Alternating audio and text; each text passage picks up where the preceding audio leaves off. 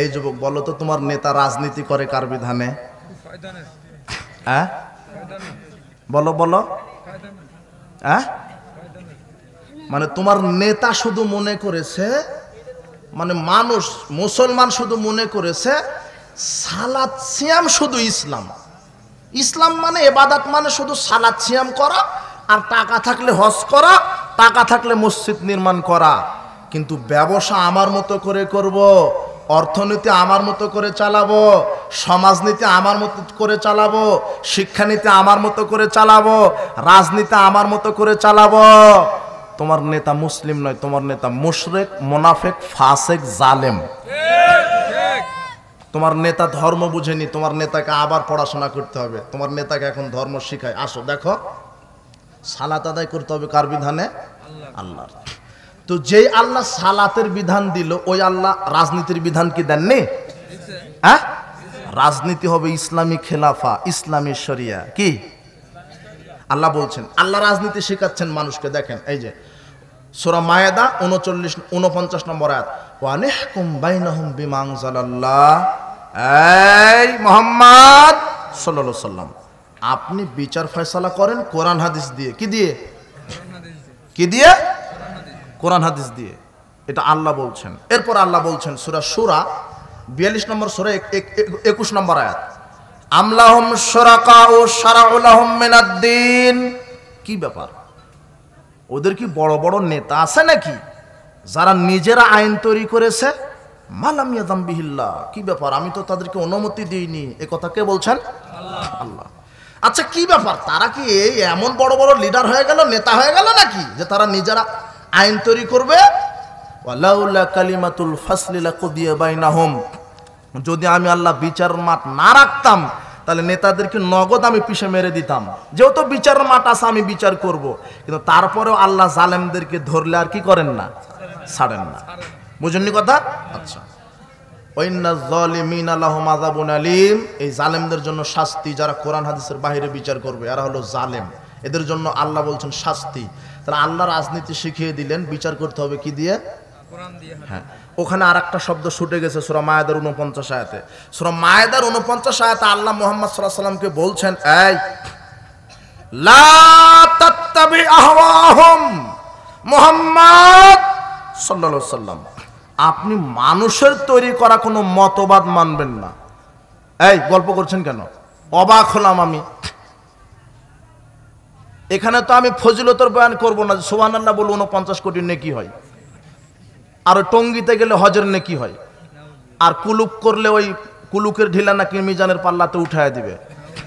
হাজী সাহেব নিয়ত করেছে যে যাক, তাহলে এবারে আমি মক্কায় গিয়ে উহুদ পাহাড় কুলুক হিসেবে ব্যবহার করব। তাহলে কি হবে? উহুদ পাহাড় আল্লাহ মিজানের পাল্লাতে উঠিয়ে দিবেন। তো এই ওয়াজটা আমি করতে আসিনি, সব মিথ্যা কথা। যদিও তোমার মুফাসসির করে, হুজুর করে। এই শোনেন, এইদিকে এইদিকে, আপনাকেও শুনতে হবে। জি না, আপনার ব্যস্ততা, এখানে আমি এখন দেখতে যাচ্ছি না, আপনি কথা বলবেন সময়ে। শোনেন, আল্লাহ বলছেন লা তাত্তাবি আহওয়াহুম। শোনো, মানুষের তৈরি করা মতবাদ তুমি মানো না। মানুষের তৈরি করা মতবাদ চলবে না। সালাত আদায় করলেন কার বিধানে? সালাতে কার বিধান আছে? রাজনীতি করতে হবে কার বিধানে? আল্লাহর। তোমার নেতা করে কার বিধানে? হ্যাঁ, তার মানে তোমার নেতা শুধু বুঝেছে যে দুর্নীতি করে টাকা ইনকাম করব, আর মাজারে মারে দিব দান, আর 14 বার হজ করব, জান্নাত ক্লিয়ার। বুঝেননি কথা? আর আপনিও এই মনে করেছেন মানে এই ইবাদত, ইসলাম মানে শুধু সালাত সিয়াম আদায় করা। শুধু এগুলি ইবাদত নয়, আপনি জীবনে যা করবেন সেখানে কার বিধান মানার নাম ইবাদত? আল্লাহ। সালাত যার বিধানে করতে হবে, রাজনীতি তার বিধানে করতে হবে। কিন্তু আপনার এই রাজনীতিতে আছে সেকুলার। কি আছে? যারা মাথায় ঘেলো আছে, পড়াশোনা করেছে, যুবক তোমরা বুঝতে পারবে। Secularism, nationalism, capitalism, communism, democracy, এগুলি হলো সব মানুষের মতবাদ। কিসের মতবাদ? আচ্ছা লাই, আজকে পড়াশোনা করো গিয়ে। মায়েদা 49 নম্বর আয়াত, আল্লাহ বলছেন লা তাত্তাবি আহওয়াহুম। মুহাম্মদ সাল্লাল্লাহু আলাইহি ওয়াসাল্লাম, তুমি মানুষের তৈরি করা মতবাদ মানো না। কে বলছেন? গণতন্ত্র ডেমোক্রেসি কার তৈরি করা? মুহাম্মদ সাল্লাল্লাহু আলাইহি সাল্লামের। হ্যাঁ, ন্যাশনালিজম কার তৈরি করা? মানুষের। ক্যাপিটালিজম, কমিউনিজম, সেকুলারিজম মানুষের। তাহলে আমি সালাত আদায় করলাম আল্লাহর বিধানে, রাজনীতি করছি ডেমোক্রেসির বিধানে, আমি মুসলিম না মুনাফেক? হ্যাঁ, আমি সেকুলারিজমে বিশ্বাসী। সেকুলারিজম বুঝো? সেকুলারিজম কি? বর্তমান বাংলাদেশে প্রায় অধিকাংশ সেকুলার বসবাস করে, প্রায় নাস্তিক। অধিকাংশই যারা দায়িত্বশীল এদের বিশ্বাস কি জানো? সেকুলার। এরা নিজেকেই বলে আমরা সেকুলার নেতা। যারা বলে তারা সবাই নাস্তিক। সেকুলার মানে দেখো, সেকুলারের সংজ্ঞায় অ্যাডভান্স অক্সফোর্ড ডিকশনারিতে সেকুলারের সংজ্ঞা এইভাবে দেওয়া আছে। এই যুবক, এই শোনো শোনো, বোঝার চেষ্টা করো।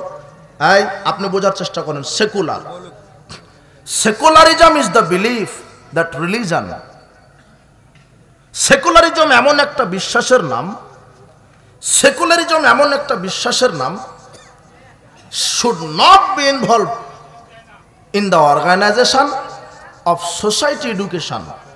সেকুলারিজম এমন একটা বিশ্বাসের নাম যে ধর্ম সমাজে ঢুকতে দেওয়া যাবে না, ধর্মকে, ইসলামকে শিক্ষায় ঢুকতে দেওয়া যাবে না, শিক্ষা সিলেবাসে ঢুকানো যাবে না, সমাজে ইসলামকে ঢুকানো যাবে না, কোনো সংগঠনে ইসলামকে ঢুকানো যাবে না। এটা হলো সেকুলারদের পরিকল্পনা। কাদের? আর এই জন্যই কিছুদিন আগে তোমাদেরকে ওই বলেছিল যে ভাত রান্না করো, ডিম ভাজো, আর বলেছে যে তোমরা হলো বানরের তৈরি। এই জন্য এই সেকুলাররা এই শিক্ষা কি করেছে? শিক্ষা কারিকুলাম এই সেকুলাররা তৈরি করেছে, বুঝেন নে? এরা শিক্ষা জীবনে ধর্মকে ঢুকাতে দেয়নি, এরা সমাজনীতিতে ঢুকাতে দেয়নি। এরপর আবার বলা হচ্ছে religion should not be allowed to come into politics, it is merely a matter between man and God. Secularism বিশ্বাসী হলো যে ইসলামকে রাজনীতির ভিতরে ঢুকানো যাবে না। এটা শুধু ইসলাম মানে মসজিদ মাদ্রাসায় মানুষেরা শুধু নমনম করবে। ইসলাম মানে কি? মসজিদ মাদ্রাসার ব্যাপার, কিন্তু রাজনীতি আমাদের মতো করে করব, অর্থনীতি আমাদের মতো করে চালাবো, সমাজনীতি আমাদের মতো করে চালাবো, শিক্ষা কারিকুলাম আমরা তৈরি করব, এগুলোতে ধর্ম ঢুকবে না। এটা কাদের পরিকল্পনা? সেকুলারদের। এই পরিকল্পনা চক্রান্ত হচ্ছে না? সেকুলাররা নাই? আছে। সেকুলারদের এটাই হলো বিশ্বাস। আর এদের বিশ্বাস কি জানেন? শুধু আল্লাহ সালাত সিয়াম হজ যাকাত সম্পর্কে জিজ্ঞাসা করবেন, কিন্তু আমি যে ডাক্তার, ইঞ্জিনিয়ার, চাকরিজীবী, কৃষক, আমি যে দুর্নীতিবাজ, সুর, ডাকাত, মুনাফাখুরি, আমি যে জেনাকার, মদ পানকারী, দুর্নীতিবাজ, এগুলি সম্পর্কে আল্লাহ ধরবেন না। আচ্ছা, এই বিশ্বাস যদি লালন করে এদের দ্বারা দুর্নীতি হবে না দুর্নীতি কমবে? হবে, দুর্নীতি বেশি হবে। আর এই সেকুলাররা আছে, রাজনীতিতে এরা ঢুকতে দিচ্ছে না, ইসলাম সমাজনীতিতে ঢুকতে দিচ্ছে না, শিক্ষানীতিতে ঢুকতে দিচ্ছে না। এই সেকুলাররা আছে। তোমার নেতাই সেকুলার রাজনীতিতে বিশ্বাসী। ওয়াল্লাহি আল্লাহর কসম, কোন মুসলিম সেকুলার রাজনীতিতে বিশ্বাসী হলে সে মুসলিম থাকতে পারে না। এরপরে আসো, আমি শেষ করে দিব, বোঝা যাচ্ছে ঘটনা অন্যদিকে। দেখো তো এটা বুঝো কিনা? ডেমোক্রেসি কি? হ্যাঁ, ডেমোক্রেসি। হ্যাঁ জি, একটু বোঝেন, বোঝার চেষ্টা করেন। না বসে থাকলে, ওয়াজ না শুনলে কেমন করে? বক্তব্য দিয়ে চলে যাবেন, এটা কেমন হয়? একটু এসে বসে থাকেন, একটু দেখেন তো কি বলা হচ্ছে, ধর্ম কি, ইসলাম কি, ইবাদত কি। রাজনীতি করতে হবে কার বিধানে? সালাত আদায় করলেন কার বিধানে? আল্লাহর। তাহলে তোমার নেতা করছে ডেমোক্রেসি, গণতন্ত্রের রাজনীতি, আবার তোমার নেতা বলছে mother of democracy. Mother of কি? ডেমোক্রেসির মা মানে গণতন্ত্র। গণতন্ত্র মানে গণতন্ত্র হারাম, কুফরি মতবাদ। গণ মানে জনগণ, আর তন্ত্র মানে আইন। গণতন্ত্র জিনা, কোন মুসলিম গণতান্ত্রিক রাজনীতিকে বিশ্বাসী করতে পারে না, সে মুসলিম থাকতে পারে না। সে রাজনীতি করবে ইসলামিক খেলাফা, সে রাজনীতি করবে ইসলামী শরিয়া, সে গণতান্ত্রিক পদ্ধতিতে সে নেতা হতে যাবে না। তাহলে বিশ্বাস করেন আল্লাহ ও নেতা হওয়ার যোগ্যতা রাখে না। এখনো বুঝেননি? এমনিতেই ঠিক বলছেন বক্তব্যের গতিতে। দেখেন একটু সামনে আসি। গণতন্ত্র আর ইসলাম। গণতন্ত্রের যিনি প্রবক্তা বলা হয় আব্রাহাম লিঙ্কন, ওকে আল্লাহ মনে হয় রাসূল হিসেবে পাঠিয়েছিল, তাই না? কে এলো? কে? কোন হাজী সাহেব, পরেশগার লোক? খ্রিস্টান। কি লোক? খ্রিস্টান। সে বলছে democracy is the government of the people, by the people and for the people. Democracy এমন একটা সরকার, রাষ্ট্র ব্যবস্থার নাম, যে মানুষ আইন তৈরি করবে, মানুষ মানুষকে পরিচালনা করবে। বলেন নাউজুবিল্লাহ। মানুষের স্রষ্টাকে, আইন চলবে কার? আল্লাহ বলছেন আলা লাহুল খালকু ওয়াল আমর, সৃষ্টি যার, আইন চলবে।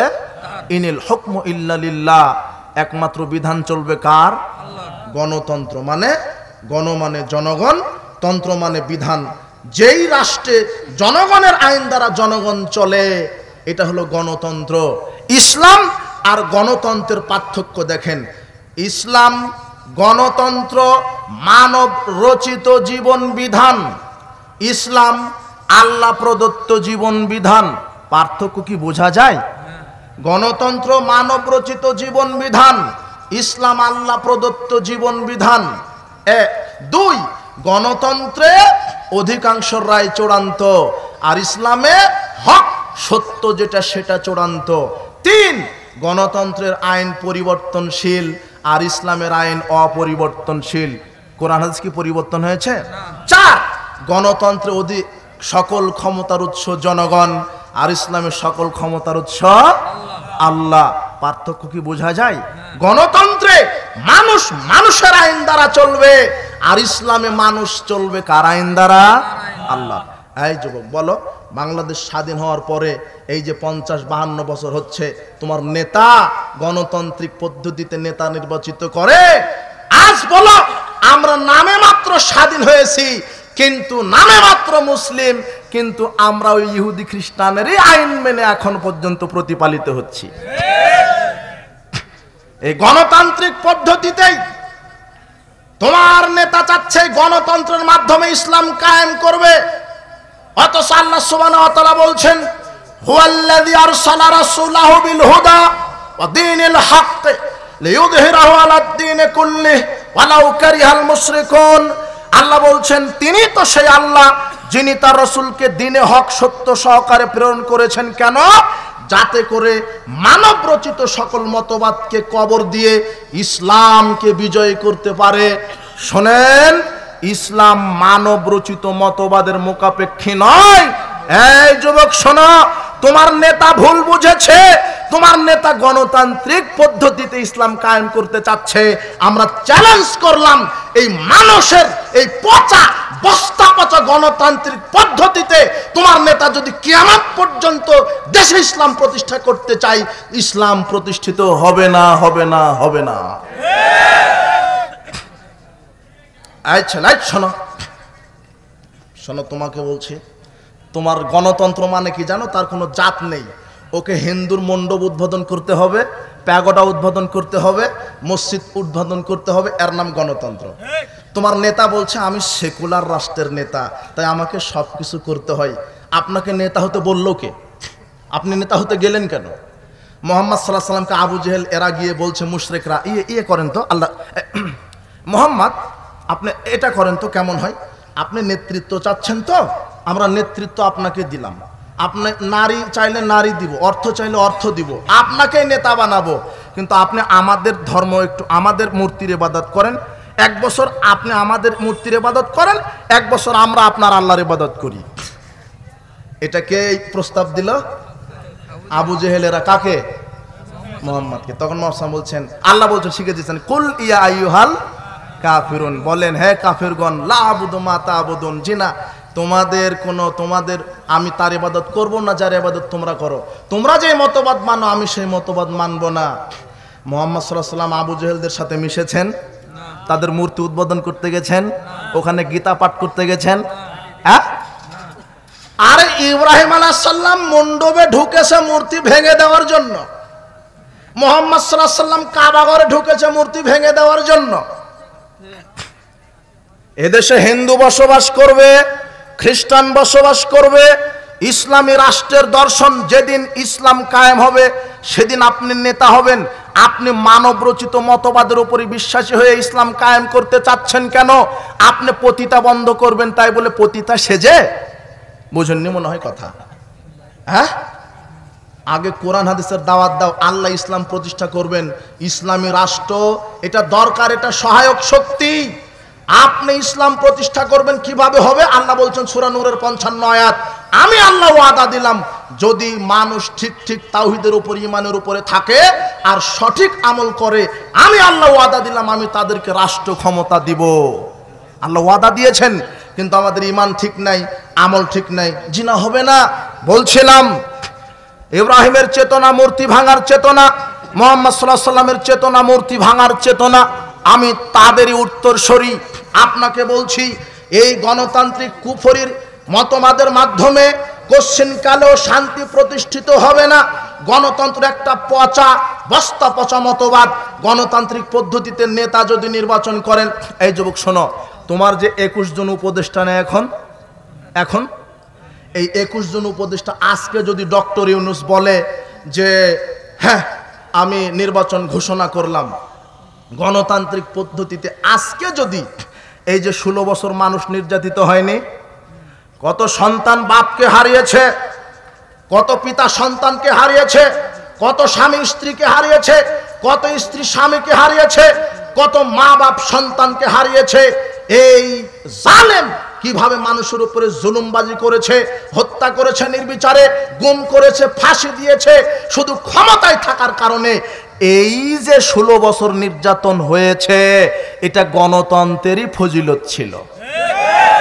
শোনো, শোনো, সাড়া দিও না, বুঝো, সাড়া দিয়েন না, আপনি বুঝেন গণতন্ত্র এই পদ্ধতি কেমন পচা। দেখেন, আজকে যদি ডক্টর ইউনূস বলে যে আমি গণতান্ত্রিক পদ্ধতিতে আবার এই ভোট পদ্ধতিতে আমি আবার ঘোষণা দিলাম নির্বাচনের, আজকে যদি বলে, তাহলে আপনি কালকেই দেখবেন যেই লাউ সেই কদু, যেই লাউ সেই কদু। ভোটাধিকার পদ্ধতি হারাম, দেখি তো কে বলে যে ভোট জায়েজ, যে সিস্টেম গণতান্ত্রিক যে ভোট পদ্ধতি এটা হারাম, দেখি তো কে বলে যে জায়েজ, দেখি তো কে বলে জায়েজ। গণতন্ত্র হারাম, এই ভোট পদ্ধতি হারাম। তার প্রমাণ কি?